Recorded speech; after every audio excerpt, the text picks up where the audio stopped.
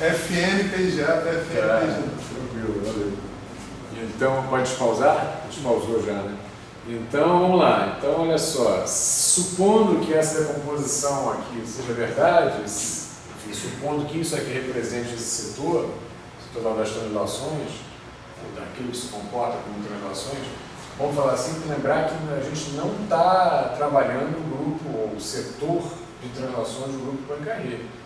O Azinho e Bzinho fazem parte lá do próprio ortógono, do subgrupo do próprio ortógono, que é o grupo de isotropia para o K2 igual a zero na forma K00K. Ok? Então, são translações no sentido de que não estamos falando dos operadores de momento, geradores de momento, mas algebricamente se comportavam como duas translações em plano. Ok? Se transformavam como tal, como dois componentes de um vetor e assim por diante. Então, muito bem, se isso aqui puder representar esse setor, a gente já mostra isso, então isso aqui é geral, e aí você compara isso com o que havia antes, você descobre quanto vale cada um desses caras que aparecem aqui. O bloquinho da identidade lá, a gente acabou de mostrar, o 100, quando deu pau, né, que é a terminologia padrão para esse tipo de situação. FNPG. FNPG demais, aqui. Então tá. E aí os demais a gente compara. Lá tinha, não sei se você se lembra, tinha 1 mais zeta na forma geral. Então você vai identificar a zeta com esse cara que aparece aqui. Certo? E alfas e betas, etc. Então essas formas que aparecem. Então, rapidão. Essa parte é fácil. Viu? Essa identificação é imediata. Imediata. Tá lá, 1 mais zeta. Ok. E o zeta ele é alguma coisa, uma função de alfa e beta que a gente vai especificar, já vou mostrar já. Tá? Identifica alfa, identifica beta, você chega nessa coleção de parâmetros. Então aqui o que você é capaz de fazer é que esse alfa e beta são os parâmetros associados ao gerador A, ao gerador B e θ ao gerador J3. Ok? Você consegue especializar cada um deles para o problema específico. Então a transformação em cima daquele estado que representava aquele fóton polarizado na direção Z, etc, etc, ela se resume a isso daqui. Ok? Porque se θ é igual a zero, vamos voltar lá atrás, a expressão que a gente tinha achado, esse raiz de gama barra é o que saía do fator de normalização, sai do raiz de lambda P0 sobre P0. Ok? Isso daqui a gente vai ver que θ é igual a zero, não sei se você se lembra, mas como eu estava falando do fóton, os as helicidades possíveis são mais 1 e menos 1, a transformação na forma geral I sigma θ, não é isso? Virava elevado a Iθ para a componente de helicidade mais 1 e elevado a menos Iθ para a componente de helicidade menos 1, assumindo os valores sigma mais 1 e menos 1 correspondentes. Se o θ é igual a zero, então elevado a Iθ para 1, elevado a menos Iθ também vai para 1. E basicamente o que você vai reproduzir é o estado original, à exceção do momento de transformado. Vou voltar para lá para a gente ler isso com calma, mas lembre-se que o θ foi embora. Aqui a gente determina alfa e beta, mas lembrar que naquela expressão, na expressão que a gente escreve para a realização do setor próprio ortógono sobre esse estado, que está associado a um estado com uma partícula de massa zero, já não aparece a ação de azão e besão. Lembra que eles foram trivializados, porque a outra opção é tomá-los com espectro contínuo, enfim, por causa disso não havia número quântico na natureza que pudesse estar associado a essa situação. Então, já na representação que a gente usou, já não aparecia a atuação de azão e besão, eles tinham sido trivializados, então a alfa-beta lá não comparecia. Ok? Essa abordagem é um pouco mais geral, ela permite você, inclusive, olha, para esse caso, a alfa-beta seria isso. Se um dia na sua vida você achar que tem alguma coisa, um espectro que corresponda, um espectro físico que corresponda àquilo que a gente tinha achado para o comportamento daqueles geradores lá. Então, a fase para esse bruxo é trivial, né? Vai desaparecer, porque θ é igual a zero, então não tem rotação no plano de polarização, que é ao longo de Z mesmo, beta gera zero, e não tem um acréscimo θ. Tá? Vamos voltar lá para a gente só rever a transformação antes de chegar a essa conclusão, e depois eu não vou ao apêndice AFN, very tudo do FN. vou ao apêndice 2, não vou fazer PIT por causa da hora, mas eu vou mostrar essa decomposição, tá? Do grupo isotropia euclidiana, que a gente usou aqui agora. É B bichinho. Tá logo isso. Tá para baixo? Não, no inverso, não tá antes. Tá antes no inverso. Tá antes.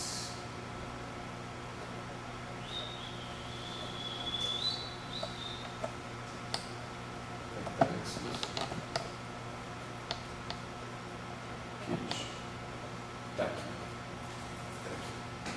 Ok. Então, se for que sobrou de fator de normalização, foi aquele raiz de gama bar, que a gente já determinou o lambda P, lambda P0, etc. Esse teto daqui a gente acabou de mostrar que vale 0.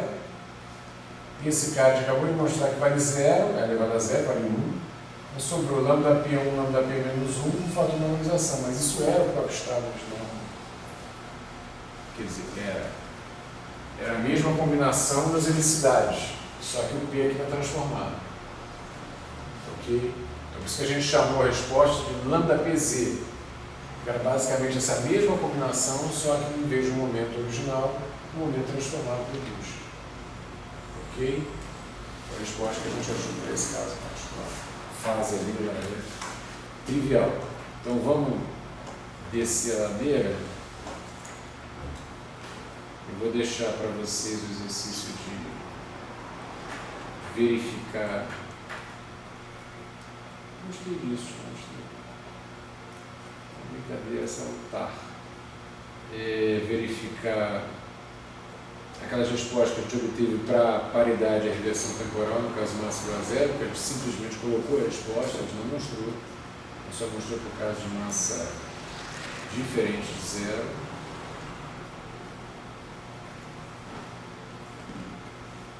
Vocês já estão vendo aí rotações e mais rotações para gerar situações genéricas, ou seja, no fim a gente pega muito da coisa que a gente acabou de fazer para montar as respostas que a gente ofereceu. Tem algumas coisas aqui que estão repetidas. Aqui, ó. Estrutura detalhada de ISO 2, a gente faz isso bem rápido. Tem um truque aqui que é usar esse vetor unitário aqui, ó, tem 1000. Tá? Isso aqui a gente pode afirmar a priori.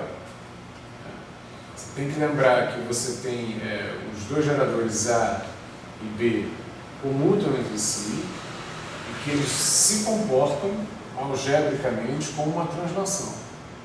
Então, se eu conseguir particularizar essa separação aqui, ou esse alfabeto aqui, esse alfabeto, como é que você pode fazer isso de cara? Mas isso é um caso trivial. Você pode fazer θ igual a zero, por exemplo. Pronto, não tem rotação. É um caso particular. Para pegar um elemento de isotropia que envolve o gerador A, o gerador B, que se comporta como triangulação naquela álgebra, e o J3, e dizer, o caso particular que eu estou estudando tem θ igual a zero. Pronto, sobrou só o A e o B. Tá certo? E aí esse setor, ele tem esse comportamento aqui abeliano, porque eles são meras translações em direções ortogonais entre si.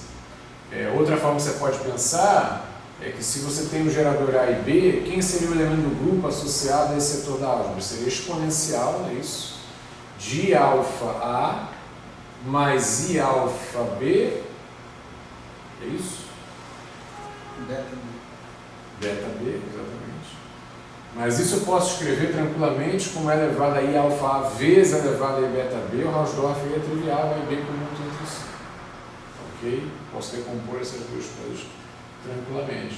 Então, se eu pensar no conjugado de duas transformações dessas, eu posso tranquilamente somar os parâmetros. É isso? Claro, isso, A e B comutam entre si na álgebra, então quando eu exponenciar isso aí, como eles comutam, essa soma, ela é trivial, eu posso somar os parâmetros sem problema nenhum. É um Hausdorff trivial, basicamente, o que a gente está falando aqui. Ok? Então, o composto pode ser visto como uma cara que tem como parâmetros a soma dos parâmetros de cada um dos fatores dessa composição, sem problema nenhum, isso é imediato. Além do que aqueles caras se comportam como uma translação. Mas se a gente fala de comutário entre eles, já me permitir trabalhar dessa maneira. E se isso é verdade, então, esse setor é abeliano. Só que inverter a sombra aqui, você tem a composição no sentido oposto, evidentemente está no mesmo. Ok? Agora, para mostrar que esse tipo de composição é possível, vamos usar um outro vetor de referência, esse vetor TMI, que é unitário 1000. Ele vai guardar uma certa relação aí, fazendo participar de um certo jogo com o caminho. E o jogo é o seguinte: bom, primeiro, se eu fizer uma transformação do grupo de isotropia, é uma transformação do grupo de Lorentz, então preserva a norma. Então WTMI tem que ser a mesma coisa, TMI tem continuação do grupo. Ok? É uma transformação do grupo de Lorentz. Preserva a norma. E aqui eu estou fazendo o produto TMI-CAMI, estou fazendo o produto TMI-CAMI, aqui eu estou fazendo o produto TMI-CAMI transformado de Lorentz. Isotropia, tudo bem, mas é um elemento do grupo de Lorentz, é um elemento do próprio ortógono, de forma mais particular. Então, isso daqui também é igual a isso aqui. Tá certo? Ele preserva esse produto escalar, não é isso? Se eu fizer uma transformação no T que seja de Lorentz, é a mesma transformação no K que seja de Lorentz, eu preservo o produto escalar. Tá? Só que, se é um cara do grupo de isotropia, agora eu estou particularizando, então esse pedaço aqui é simplesmente o caminho. Mais ninguém. Não é isso? Seria o elemento de isotropia de caminho. Tá certo? E no nosso caso, nosso representativo era K00K. Eu estou falando do caso de massa igual a zero. E esse TMI é 1000. Então essa conta aqui é simplesmente K, um dos capas, de cima. Né? Se você colocar como vetor, é o cara que sobrevive. Ok? Agora, se isso aqui é verdade, ó, dado TMI caminho igual a K, ele está pegando esse setor da igualdade. Tá? Então a gente pode escrever o dado TMI como sendo, faltando um carinho aqui, é o zero. Deixa eu ver se eu consigo mandar para cá. É o overfull, não tem como. Vou botar um menos. Depois eu aumento de novo. 1 mais zeta, alfa, beta, zeta. Essa é uma expressão genérica, porque na verdade aqui eu estou dizendo que pode ser qualquer coisa, aqui eu estou dizendo que pode ser qualquer coisa, porque esse cara é K00K, isso. Então, pouco importa o que está na segunda componente, está na terceira componente do dado TMI. Eu estou chamando genericamente de alfa e chamando genericamente de beta. Agora, se eu tenho K00K, o resultado da capa, tá certo? Então eu vou multiplicar a primeira componente do dado TMI, vai multiplicar por K, a última componente vai multiplicar por menos K. Tem que lembrar que a gente vai, quando fazer o produto no setor espacial, tem um sinal de menos, não é isso? Isso tem que dar K. Então isso é alguma coisa tipo 1 mais alguma coisa é aquela coisa. Esse pedaço aqui se desconta e sobra simplesmente 1 vezes K que dá K. Ok? Isso é só uma forma geral de escrever o dado TMI. Ok? Para que esse produto aqui se verifique como tem que se verificar, como a gente mostrou. Só que, mais uma vez, como o TMI, ou seja, como o TMI era unitário, dado o TMI da TMI também é unitário, porque afinal de contas dado é uma transformação de Lorentz, então estou fazendo aqui, escrevendo a norma ao quadrado desse cara, mais zeta ao quadrado, mais alfa ao quadrado, mais beta ao quadrado, mais zeta ao quadrado, que ser igual a 1. Então esse zeta era, como a gente havia anunciado, a favor de beta 2 sobre 8. Não é independente, é função da beta. Aquela matriz que a gente apresentou, a gente acabou de apresentar no finalzinho da dedução do problema de massa zero, né, da troca de referencial lá, aquela matriz lá tinha zeta, alfa, beta, e eu falei, mas tudo aqui é alfa e beta, que são os dois parâmetros associados aos dois geradores desse setor, do setor que se comporta como uma translação pela alfa. Então, muito bem, então a transformação WT leva TMI, WTMI, está aqui o T, tá certo? Estou escrevendo WTMI aqui porque 1 mais zeta, alfa, beta e zeta é essa expressão aqui. E eu já sei que WTMI é igual a... Cadê? Onde é que a gente escreveu isso? Ups. Mais do que eu queria. Não foi mais do que eu queria. Não, subiu. Eu fiz o contrário. Estou aqui.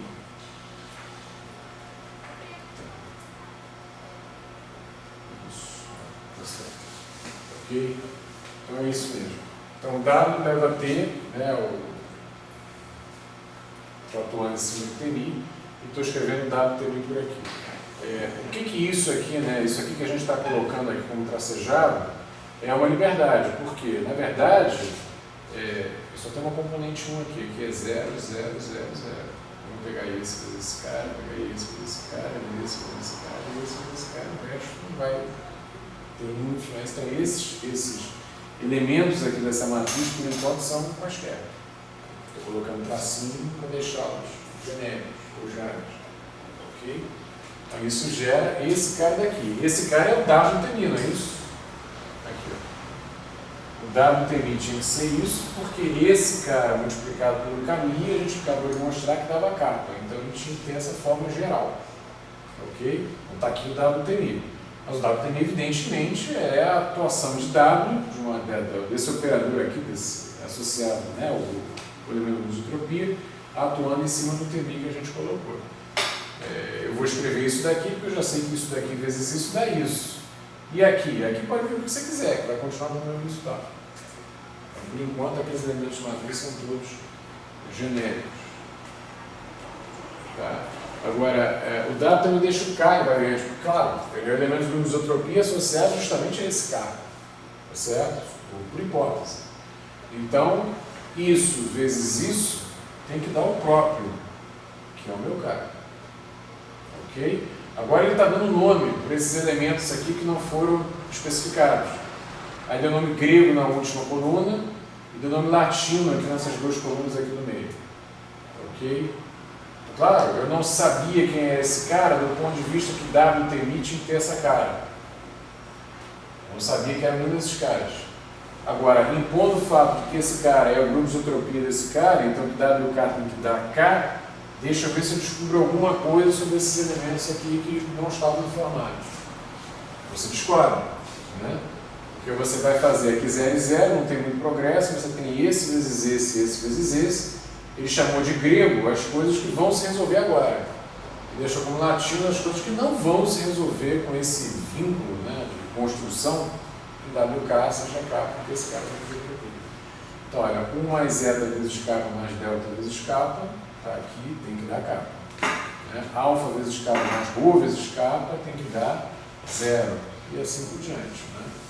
Beta vezes kappa, sigma vezes kappa tem que dar 0. E zeta mais gama vezes kappa tem que dar kappa.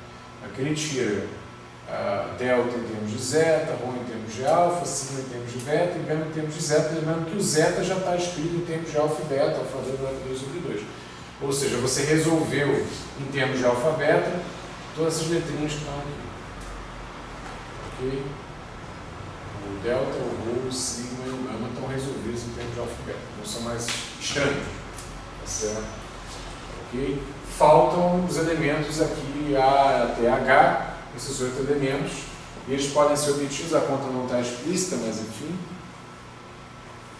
eles podem ser obtidos porque aquela transformação ali do isotropia é uma transformação de Lorentz. Está escrevendo aqui o vínculo geral que define uma transformação de Lorentz. Lambda transposto eta, lambda igual a eta, não é isso? Isso tem que valer para o W, ele é um elemento lá de um subgrupo do subgrupo próprio ortógono. Isso vale para ele também. Okay?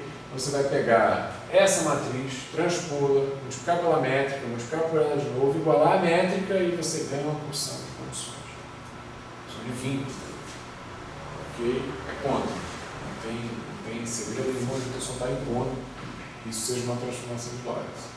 Aí você vê algumas coisas, do tipo C ao quadrado mais E ao quadrado igual a 1. Sugere que C e E talvez sejam seno e cosseno, a mesma coisa para D e F, tá certo? Aqui C vezes D e E vezes F estão dando 0, então quem sabe isso é uma coisa do tipo cosseno vezes seno e seno vezes cosseno, um deles com sinal trocado, porque afinal de contas vamos formar quadrados aqui, então pouco importa, você pode chamar esse cara de cosseno e esse cara de menos seno, tá ok? O quadrado vai continuar dando 1. E de repente, se você fizer isso, você satisfaz esse vínculo aqui. Tá ok? O A e G, se você conseguir resolver para C e E, o A e o G estão em função deles de alfa e beta. E se você resolveu para D e F, B e H estão em função desses e de alfa e beta. Então assim vai. Ok. Aí vai. Mandou B. Olha lá, pela proposta justamente. Você escrever C, D, E e F em termos de cosseno teta e seno teta, para você fechar aqueles vínculos que aparecem lá. Então, ok, um deles precisa ser trocado, justamente para produzir aquele zero, né? Tinha uma relação que dava zero. CD, V0, F, CD, E, F, dava zero. Então, um deles tem que aparecer ali como sinal trocado. Essa aqui, ó. Tem que passar seno, cosseno, menos seno, cosseno, para você poder confirmar, para você satisfazer aquilo. Ok? Então pronto. Uma vez que você resolveu D, E e F, mais uma vez aqueles outros elementos latinos, mais uma vez, vão ficar em função de C, D, E e F e de alfa e beta, como a gente também tinha comentado. Então isso aqui satisfaz os vínculos de gerar a cara de WT, que WTMI, KNI, DK, que a gente tinha visto isso acontecer, a cara de W, tal que W seja de fato no número de grupos de isotropia, ou seja, WK tem que dar K, e o fato de que W é uma transformação de Lorentz, então tem que satisfazer ele transposto eta e ele igual a eta, por definição. Ok? Então, esses três vínculos satisfeitos, o elemento de isotropia se escreve dessa maneira daqui. Já aparece só alfa, beta e teta, mais ninguém. Lembrando que o zeta é alfa 2 e beta 2 sobre 2. Ok? Agora você olha para isso aqui e você vê, olha aqui, identidade, cosseno teta, seno teta, seno teta, cosseno teta, esse bloco aqui extraído, e aí você consegue mostrar que isso é o produto disso por isso. Onde isso aqui é uma pura rotação em torno do eixo Z, que era o que a gente esperava, o J3, né, que é gerado pelo J3, que a gente está chamando aqui de R de teta, nessa álgebra, e portanto esse cara daqui, está sobrando daqui de fato, só envolve os parâmetros alfa e beta. Então na álgebra, ou melhor, no elemento do grupo, que é elevado a I alfa A mais I beta B mais IJ3, e teta J3, perdão, tá certo? Se esse cara daqui só envolve alfa e beta, então ele está exclusivamente associado ao setor dos geradores A e B. É isso? Senão ele teria que envolver o parâmetro teta também. Claro? Então você tem claramente uma decomposição dos dois setores aqui. Essa foi a matriz esquisita que a gente usou lá, no caso de M igual a zero, que a gente obteve no elemento de isotropia, seguindo isso daqui, tá certo? Que é a sua definição. E depois a gente disse, não, mas aí esse troço tem que ter essa cara. E a gente fez as identificações, a gente pegou as duas coisas e identificou. Então alfa vale tanto, beta vale tanto, teta vale tanto, teta em particular valia zero. E a frase era trivial, não foi a conta que a gente acabou de fazer. Ok? Então é justificado porque a gente pegou o elemento de isotropia que a gente calculou lá para a massa zero e comparou com isso. E de fato é sempre verdade, você vê que a gente se valeu num quadro invetor que a gente inventou, 1000, mas a gente usou fatos completamente gerais. A gente notou que esse vetor multiplicado por nosso representativo, transformado por menos grupo de isotropia nos casos representativos, dava um valor, usou o fato que o número de isotropia é de Lorentz, claro que é, e usou o fato de que ele era do grupo de isotropia de K, o WK igual a K, ou seja, a gente não fez nenhuma exigência específica, isso é absolutamente geral para o grupo de isotropia associado àquele representativo que está parametrizando para a gente a camada de massa no grupo. Ok? Justamente, o S de alfa beta é uma matriz dependente de teta. E a R teta, por sua vez, é uma matriz dependente de alfa beta. Então você realmente separou, tá certo? As duas componentes aí do ISO2. Você pode mostrar, mas é algo que você pode prever também, você pode mostrar explicitamente, pegando essa componente S alfa beta, e mostrar que ela tem caráter abeliano. Certo? Escreve ela para alfa, escreve ela para alfarinha e betalinha e mostra que se você escrever para alfa mais alfarinha e beta mais betalinha, essa igualdade se verifica, mas é o que você já previa pelo comportamento entre a relação desses dois caras e pelo fato das comutarem. Você poderia prever isso. Ok? Isso daqui é auto-evidente. Está fazendo uma rotação no plano, você já sabe que ela é abeliana.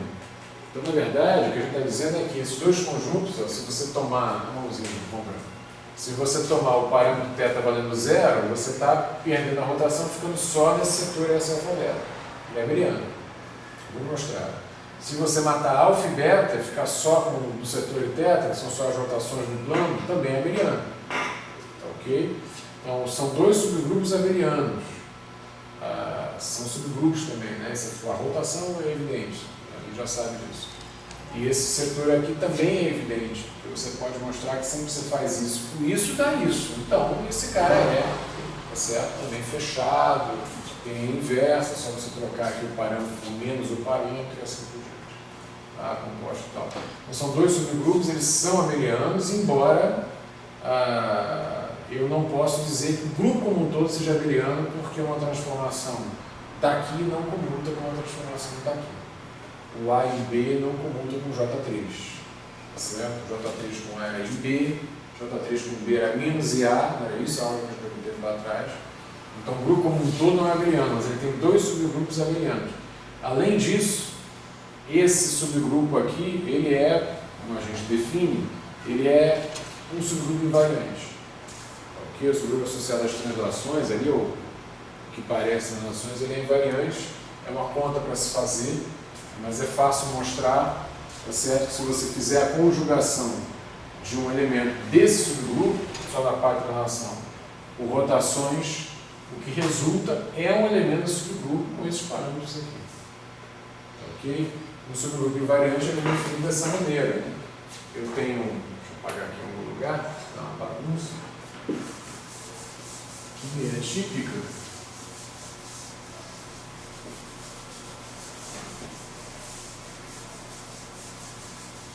Vai ficar aí.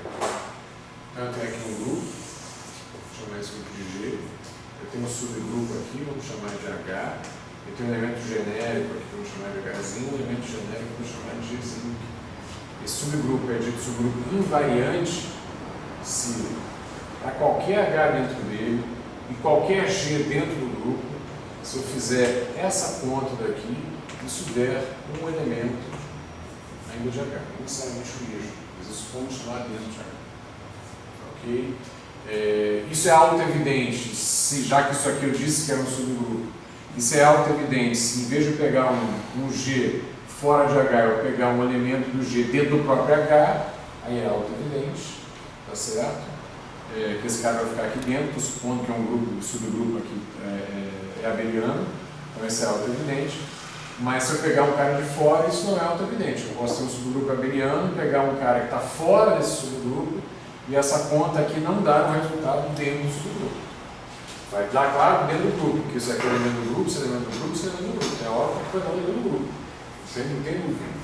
Tá certo? Mas aqui não tem nenhuma garantia a priori, mesmo que esse cara seja abeliano, que o resultado dessa composição vai dar um cara que está aqui dentro. Vai dar um cara em algum lugar do grupo, mas não necessariamente aqui dentro. Tá? Nesse caso, para o setor de rotação, dá lá dentro. Ok? Se eu pegar uma rotação que é um cara de fora dele, vai dar dentro. Claro que se eu pegar um cara de dentro dele, vai porque ele próprio é um subgrupo. Então é óbvio que essa conta vai dar dentro do próprio subgrupo. Se eu fizer uma conjugação de um elemento do subgrupo por dois outros elementos do próprio subgrupo, claro que vai dar aqui dentro. Aí é trivial, porque é um subgrupo. Estou multiplicando três caras dali de dentro da estrutura, que é uma estrutura fechada, vai dar ali dentro sem nenhuma conclusão específica a se tomar, já é a verdade. Enfim, e é isso. Okay. Também você pode mostrar, a gente acabou de mostrar isso, que ele é invariante, na verdade eu já tinha mostrado para a rotação, mas é óbvio que se você acrescentar o setor associado a ele mesmo, não vai fazer a menor diferença. Ok? O subgrupo associado à parte da nação. Olha só, um nomezinho aqui é igual a zero. Não é zero não. Grupos que não possuem subgrupos invariantes e variantes são chamados de simples, então não é o caso. Tá certo? Esse grupo não é o ISO 2, o grupo euclidiano em duas dimensões, não é um grupo semisimples, porque ele tem um subgrupo invariante abeliano. Ok? Então não é o caso do entropia para ele igual a zero, é esse que a gente investigou. Não é diferente do grupo. Então é isso, gente. Então, essa relação aí vai ser importante. No futuro distante ainda. né, quando a gente estiver falando sobre qual é o campo associado com o fóton, né, como é que ele tem que se comportar nas transformações de Lorentz. Essa relação vai ser fundamental. Só guardem na cabeça. Porque tem diferenças dramáticas, né, entre o campo que vai estar associado a descrever uma partícula de spin de massa diferente de zero e o campo que vai estar associado a descrever uma partícula de spin de massa igual a zero, ou seja, que se pretende a representar o fóton. Tem pelo menos uma diferença dramática nesses dois casos, a gente vai ver isso na frente. A característica tensorial dele é bem diferente. Outros resultados dá para ver geometricamente de maneira fácil. Você vai conseguir primeiro fazer uma rotação, depois uma translação, depois uma rotação inversa. Isso vai dar aquele resultado. Claro que se fizer uma rotação e fizer aqui, esse eixo aqui vai dar para os cosseno e seno. Ao invés de ir reto, vai dar algo deslocado com cosseno e seno projetados no x e y. Você está fazendo uma rotação. Então, primeiro fazendo uma rotação. Perfeito. Fazer a translação com alfa e beta. Certo. Depois fazer uma rotação inversa. A mesma coisa fazer uma translação para cá. Que vem com os senos depois de cosseno projetado em x e y. Particular que você está fazendo no caso bidimensional, etc. Assim de ver isso. Assim de ver isso. Ok. Enfim, então esse é a justificativa para a gente ter feito aquela tomada dos valores de alfa, beta e teta que a gente tomou no caso do exemplo com massa igual a zero. E o que ficou faltando aí de tudo que a gente falou nesse capítulo foi justificar a expressão para paridade e inversão temporal, mas a loucura na hora ela sugere que eu pare aqui forte. Ela sugere que eu já tivesse parado por algum tempo. Agora a gente encerra aqui. Desses apêndices da nota, então o único que a gente não discutiu foi o apêndice B, que prova aquelas expressões para paridade e inversão temporal agindo sobre estados associados à camada de massa. Okay. Se isso te consola, em edição nenhuma do curso eu discuti isso. Então, pronto. Eu sempre indiquei, tradição, né? Eu sempre indiquei para as pessoas, vão lá ver, né? Se tiver alguma dúvida, a gente conversa. Né? Gente, então agradeço a atenção de vocês, uma paciência absolutamente singular por esse shift. São duas coisas, né? Tem um shift no começo da aula, que aconteceu várias vezes, para não dizer quase sempre, e tem também uma transformação conforme, uma dilatação também no final da aula. Isso é levado em consideração. Se tiver uma menor paciência, agradeço a atenção. Segunda-feira vocês têm um upgrade aí, professor, uma melhora falando no shift, né, do início da aula, eu queria propor para todos que esse shift fosse institucionalizado. Eu oficialmente começar às 6h30, pode ser? Mas também que horas? 8h30. Oficialmente. Nada mais dessas coisas assim. Isso aí é passado. Isso é passado. Passado. Pode ser? Será que dá sofrimento